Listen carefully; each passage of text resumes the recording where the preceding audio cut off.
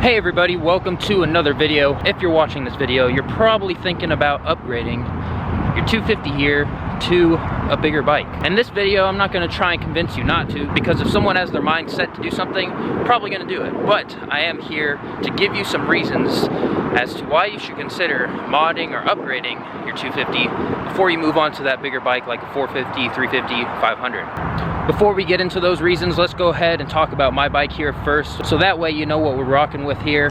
Of course, it started life as a 2018 KLX 250 here. So of course I did the normal thing. I uncorked it, which is an exhaust, an airbox mod, and a tuner, which used to reside on this side. It was an EJK and an FMF exhaust here, but we switched to the Barker later on. That held me over for a while, and then I decided, hey, I want to do a big bore on this thing. So we upgraded to a 351 big bore kit here.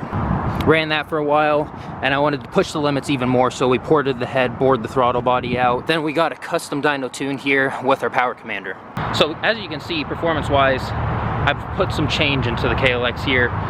But now let's go ahead and get on the bike and talk about the reasons why you should consider upgrading your 250 first before you get a bigger bike.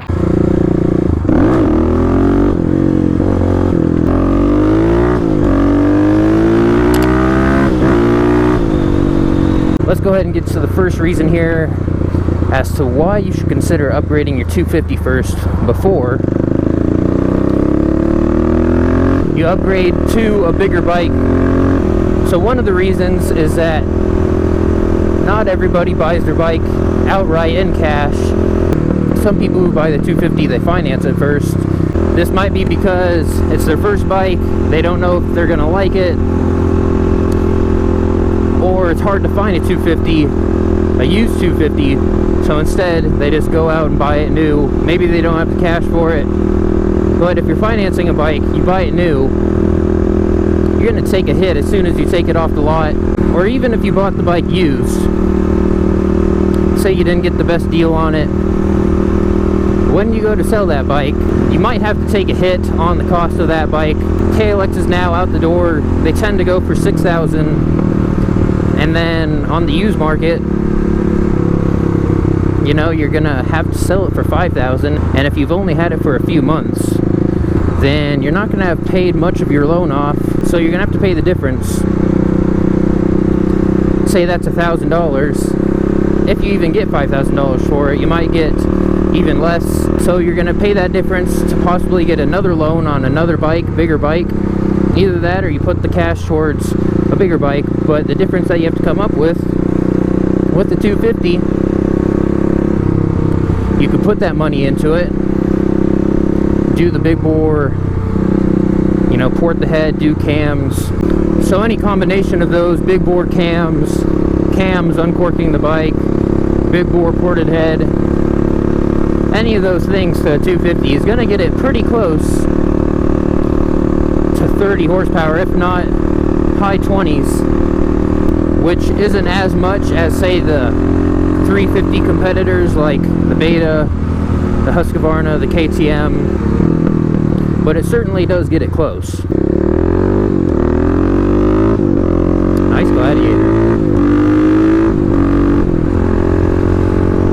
You know, high 20s, low 30s, and one of these 250s that weighs right around 300 pounds. It gets moving all right. Heck, you see those stunters being able to pick the wheel up in third gear going like 40 miles an hour, so I think that's plenty of power for the street. So that's my first reason, cost. You could spend $1,500, put it into your 250, uncorking it, doing a big bore, doing some head work, just slapping some cams in there. Heck, uncork it, slap some cams in there, and that'll bring you to the power levels you're looking right there. You don't need to spend thousands of dollars like I have. But hey, that's my choice. That's another video though. And here's why I have $10,000 into my KLX 250. So like I said, someone, you know, they may decide to just keep their 250 and upgrade it instead of putting their money into a 450 or 350 because, hey, maybe they didn't have the cash at the time to buy the bike outright, so they financed it so they can make monthly payments. But now they have the cash, and they can put that cash into the 250 and make it rip a lot harder. Maybe someone did have the cash, they lose a little bit on the resale of the bike to get a bigger bike, whereas instead they could have just upgraded their 250.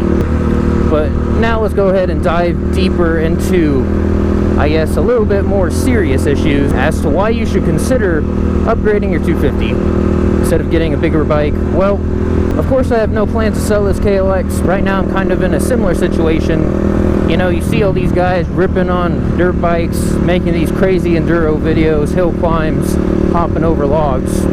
You can do that on a 250 here, a dual sport, not even a real dirt bike, so long as you have developed the skill to do it. So here we are, reason number 2, you might consider sticking with the 250, putting a little bit of money into it because, hey, you re-spring or revalve the forks here, get a new spring for the rear shock. Suspension helps a lot off-road. You do that and you work on your skill. I mean, yeah, 50 pounds is a lot for a dirt bike, but 300 pounds isn't like you're trying to move a donkey or something. It won't budge. It is certainly flickable, as you can see right here.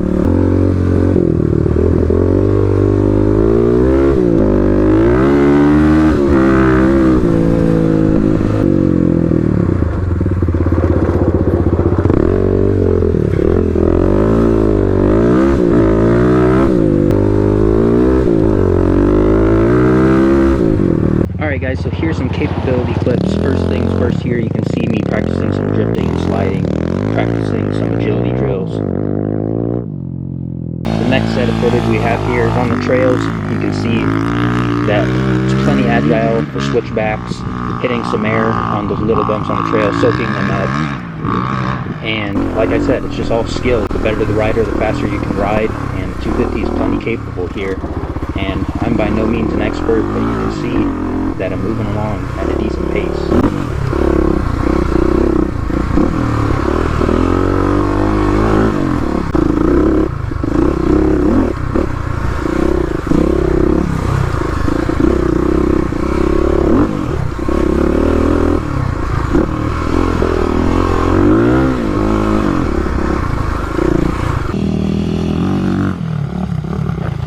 Now with the mods I've done to the bike, you can see here at the dunes, it's carrying some good speed over the whoops. The suspension is soaking the bumps up.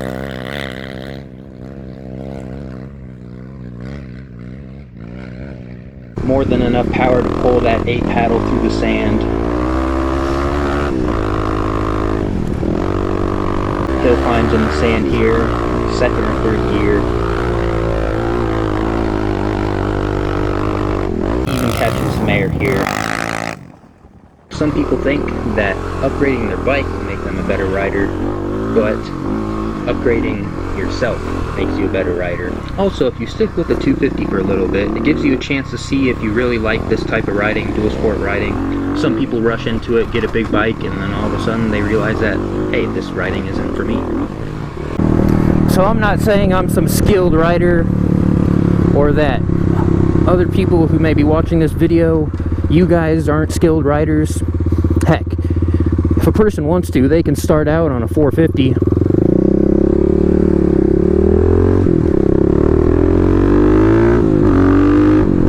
They can baby it around for a little bit, get used to the bike, slowly work their way into the power. But come on, how much fun is that, babying a fast bike? Wouldn't you rather beat the heck out of a slow bike? Well, slow bike, as I've been calling it. I think I'd rather be able to get on a bike all the time, go full throttle, rev it out, have some fun. As you can see in this video right here, I'm practicing some log hopping drills, enduro type stuff.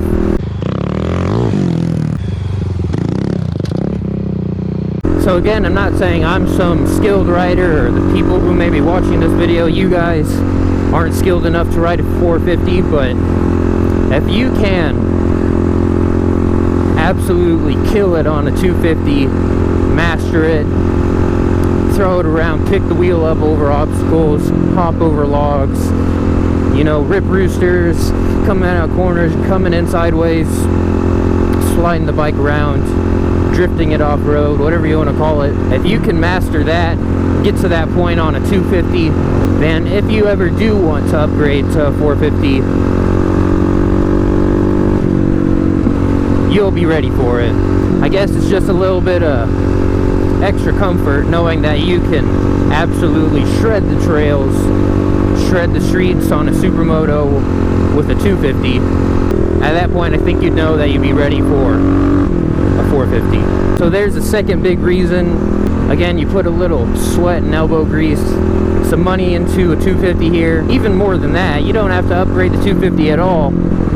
It's capable enough. If you put some sweat and elbow grease into yourself, practice your riding skills, you can make this 250 do just about anything you want it to. Ah, finally, the twisties.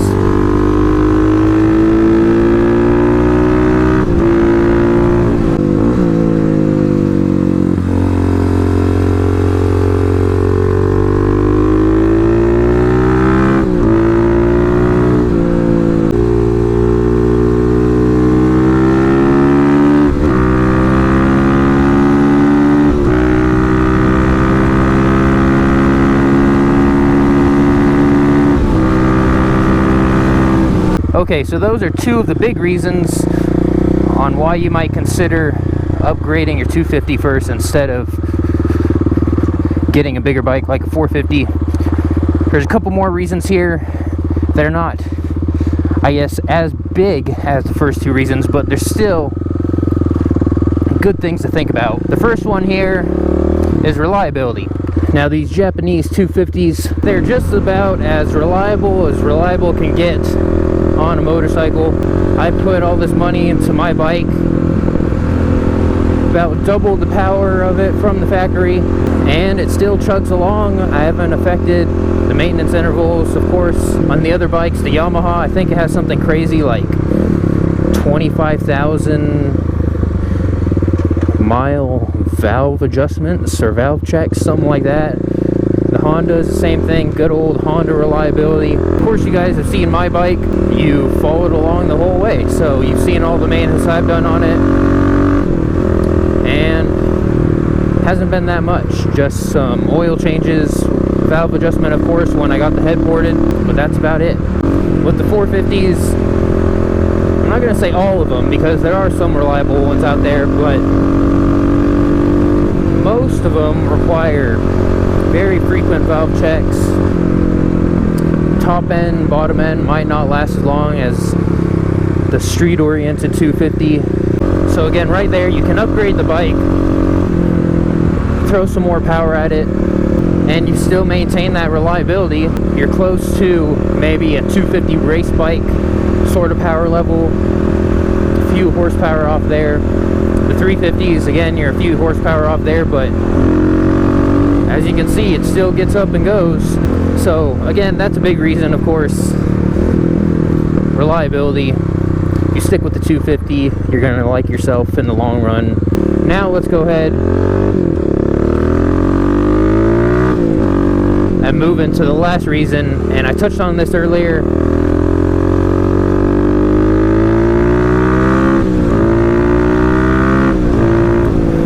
Sometimes it's just more fun to ride a slow bike fast than it is a fast bike slow. Some people watching this right now may think, you know, quit being soft or whatever, just get a 450, ride it. You don't know what you're talking about. 450's fun. Well, yeah, I can see the fun in it. You know, going to the dunes, riding my friend's 252 stroke, about the power level of a 450. I can see how grabbing a fistful of throttle is it's a blast, not gonna lie about that.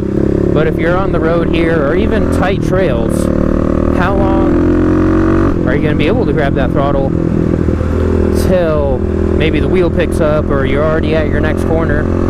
So with the 250, you get to ring it out more than a 450. Of course, there are those adrenaline junkies who want a 450 to get some knee-down action at 90 miles an hour and whatnot, which I'm sure you could do with the 250, but then again, with the 250, it's just kind of like riding a go-kart. Some corners you don't need a brake, like you might need to on a 450 or a bigger bike.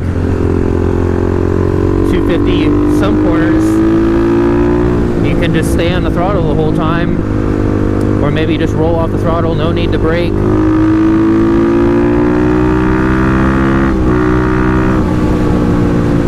But there you have it. Those are my reasons, my outlooks on why you should consider upgrading your 250 first before you go all in by getting a bigger bike like 350, 450, 500, whatever it may be.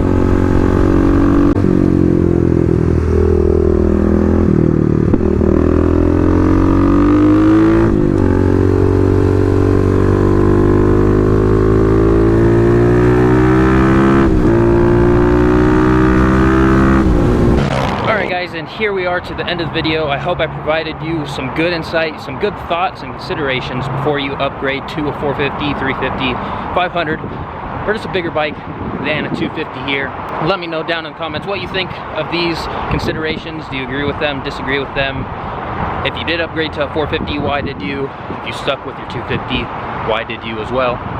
But I hope you guys enjoyed. If you did, be sure to give it a big thumbs up. Also share it to your friends and those who may enjoy it. And of course, if you're not subscribed, go down there, hit that subscribe button, get the bell on. We are approaching 2,000, which is pretty exciting. And can't wait to keep on going up. Stay tuned for some bigger videos in the works. But with all that being said, join the club. I'll see you on the next one. I'm the motherfucking greatest. Yeah, I'm the greatest. Bitch, my competition is no